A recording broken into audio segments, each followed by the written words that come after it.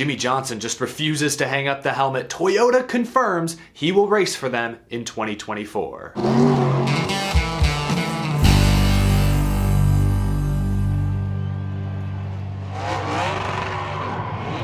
How's it going, y'all? My name is Eric. Welcome to Out of the Groove. I hope your week is going well. Before we get to the latest breaking news from Jimmie Johnson and Toyota, shout out to The Teardown. Jeff Gluck, Jordan Bianchi, one of my favorite podcasts to listen to after each race weekend. I finally got around to listening to their post-Sonoma episode this morning, and one detail caught my attention. Jordan Bianchi, writer for The Athletic, said that he believes Bristol Dirt will be off the schedule next season. Here's the full quote: "Bristol Dirt is not happening. I'm pretty confident from the conversations I've had. If Bristol Dirt does happen, it won't happen on Easter weekend next year." Bianchi did say that there will likely be a race on Easter Sunday. Even NASCAR President Steve Phelps once again reiterated this past week that he's a fan of NASCAR racing on Easter. But Bristol Dirt, it sounds like, may be gone for good. The full 2024 schedule has not been released. It's still being worked on. We likely won't know what the 2024 schedule looks like for sure until maybe the end of the summer. But according to Jordan Bianchi, it's highly unlikely the Bristol Dirt race returns. I can hear some of y'all rejoicing, but excuse me if I don't share that same enthusiasm. One, I actually really liked the Bristol Dirt race this year. I thought it was a fantastic show. I thought it was highly competitive. It was not embarrassing, fluky, novel even. It looked like NASCAR had been racing on dirt for decades. I was calling for more dirt races to be added to the schedule, at purpose-built dirt tracks, sure. So to hear Bristol Dirt maybe taken off the schedule, I'm a bit disappointed, honestly. I'm even more disappointed with the idea of potentially losing a spring Bristol Motor Speedway date altogether, because there are rumors, it sounds like, that the Easter Sunday slot may go to North Wilkesboro. They may get a points race, which good for them, but the track will more than likely need to be repaved, which will remove half of what made that track charming in the first place. And if it gets slightly reconfigured, I can already hear the fan pushback on that one. I don't know what the racing's gonna look like. I don't think anyone was completely enamored with the quality of racing we saw in the All-Star race this year. A points race on Easter when temperatures will be even cooler? I don't know. I prefer Bristol Dirt. Maybe I'm the only one. Bristol Dirt ratings did drop from 4 million to 3.5 million viewers year over year, but we have to remember Chase Elliott didn't race, and this was during that stretch of races where every race Chase Elliott missed seemed to drop a similar number of viewership. So was it a Bristol Dirt problem or just a Chase Elliott problem?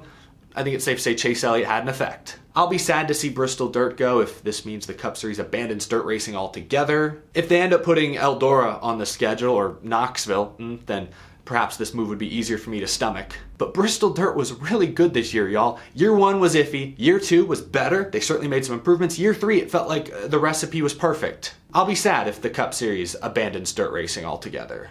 Moving on, let's talk Jimmie Johnson. First, when I woke up this morning, I saw that Jimmie Johnson Legacy Motor Club and Carvana posted a short hype reel hyping up Jimmie Johnson's Chicago street course paint scheme. I'll let it play here to the side. Jimmie Johnson will be making his 4th NASCAR Cup Series start of the season at Chicago next month. The only problem I have with videos like these is you never actually get a great look at the paint scheme itself. You're kind of getting glimpses, never the full picture. Anyway, cool to see Jimmie Johnson, fresh off a successful outing at Le Mans, driving NASCAR's Garage 56 entry, get suited up for Chicago, one of the most highly anticipated races of the 2023 season. Like I said, Jimmie Johnson has made 4 Cup starts this year, and according to David Wilson of Toyota Racing Development, 7 times not slowing down anytime soon. Jimmie Johnson co-owns Legacy Motor Club. A few weeks ago, it was announced that at the end of this season, Legacy Motor Club would switch from Chevy to Toyota. David Wilson, head of Toyota Racing Development, was on SiriusXM NASCAR Radio, The Morning Drive, and here's what he said about the possibility of Jimmie Johnson driving a Toyota in NASCAR next season. 100%.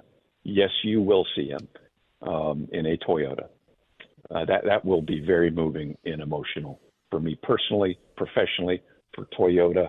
I'll let Jimmy fill in the blanks, but I will just say that Jimmie Johnson will be racing a Toyota Camry before he is done as a race car driver. You hear the emotion there in David Wilson's voice. Toyota was able to get a Chevrolet superstar who won 7 NASCAR championships, a modern living legend. They were able to bring him to their side. At long last, Jimmie Johnson will no longer be a Chevy guy. He'll be a Toyota guy. And that, for someone like David Wilson, I mean, that's his job. He's got to feel pride in that, no doubt. Listening to that clip, it hit me again just how crazy it is that Chevrolet, I guess, let Jimmie Johnson walk. I'm sure they didn't do it intentionally. Maybe they had no idea that these Toyota talks were going on and Toyota just made Jimmie an offer he can't refuse. But yeah, man, Jimmie Johnson, the success he had with Chevrolet, shoot, he was driving a Hendrick Chevy at Lamar this week. Jimmie Johnson, Chevrolet, their success goes hand in hand together. Jimmie Johnson's leaving Chevy for Toyota. That's a huge win for Toyota, at least optically, and a huge loss for Chevrolet. It'd be like if LeBron James suddenly left Nike for Under Armour.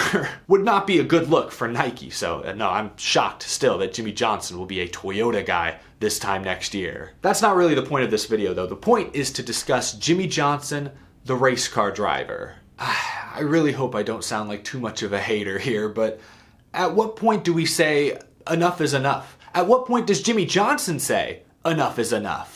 NASCAR has not been kind to Jimmie Johnson recently. If we just look at this year, he's made those, well, now 3 starts, his 4th one's coming up. But in the Daytona 500, this was his best race by far. He actually ran fine, but it's Daytona, gets caught up in a wreck, finished 31st. Okay, it is what it is, everyone wrecks at Daytona. He goes to Circuit of the Americas and doesn't even complete a lap. Qualified bad, started outside the top 30 and was caught up in someone else's mess on the very first lap.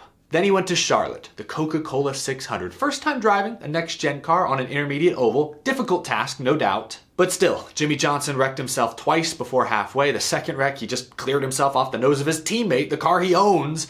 Didn't make it to the end of the race. In fact, this year he's completed 318 out of the 687 possible laps this season. That's less than 50%. That's not good. I completely understand where Jimmie Johnson is at in his career. He had a legendary run in NASCAR, and now that he's a little older, he's semi-retired. He has every right to go out and live his dream, cross things off his bucket list. If anyone's earned the right to go have some fun out there, it's Jimmie freaking Johnson. I think it's incredible that he went and raced IndyCar, open wheel racing, completely different discipline for 2 years. That took nerve, that took guts. He qualified for and raced in the Indianapolis 500. I have a tremendous amount of respect for Jimmie Johnson's work ethic, his drive, but it hurts from a fan's perspective to see a legend like Jimmie Johnson struggle year after year, week after week, no matter what he's in. Go back to 2020, his last full year in NASCAR wasn't great, didn't win a race, missed the playoffs while his teammate won a championship. As cool as it was to see him in IndyCar, he was never competitive on the road courses. He did improve a little bit from year 1 to year 2, I'll give him credit for that. But his strongest races by far were the handful of ovals. He did have a top 5 at Iowa, finished 6th at Texas. He looked fine in the Indy 500 too until he, crashed out late. But to me, those flashes in IndyCar didn't overcome the consistent struggles on road courses. And I just talked about his return to NASCAR this year, owning a team. Legacy Motor Club has taken a huge step backwards, unfortunately. And then on track, a few one-off starts, it's not been good. He hasn't finished better than 31st yet this year. Selfishly, again, as a fan, I don't want this to be the Jimmie Johnson that I remember, that's freshest on my mind. He drove me crazy when he was in his prime. He and Chad Knaus were so good, so dominant. You get into the final 10 races of the year, it almost felt like a foregone conclusion who was going to walk away with the championship. But no matter how you felt about their dominance, you at least had to respect what Jimmie and Chad had been able to do. That's what I want to remember. Not 2020, Jimmie Johnson failing to make the playoffs. Not the 2 years in IndyCar, aside from those few cool moments, a lot of 20th place runs a lap down. Not what he's done with Legacy Motor Club this season. I think the whole team wishes they could jettison this year from their minds. Selfishly, again, I know this is selfish. Jimmie Johnson has the right to do whatever he wants. If anyone's earned it, it's him. But selfishly,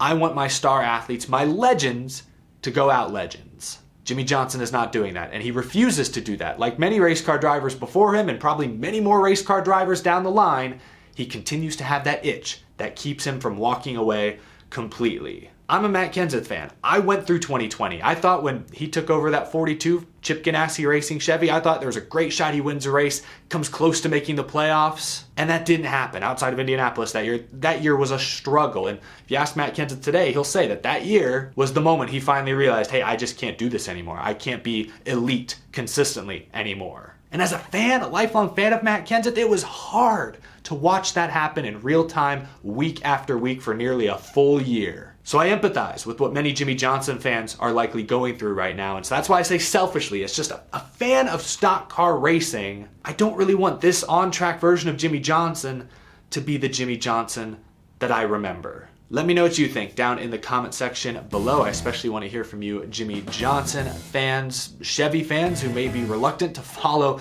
Johnson to Toyota. I want to hear what you guys think down in the comment section below. Thank you so much for watching. If you enjoyed, please leave this video a like. If you didn't enjoy, I appreciate you listening this far. If you're new to the channel and you love NASCAR, be sure to hit that subscribe button down below so you stay in the loop on all the latest racing news. And thank you to my Patreon supporters as well for your very generous support. I will see you in the next episode, folks. Take it easy, y'all.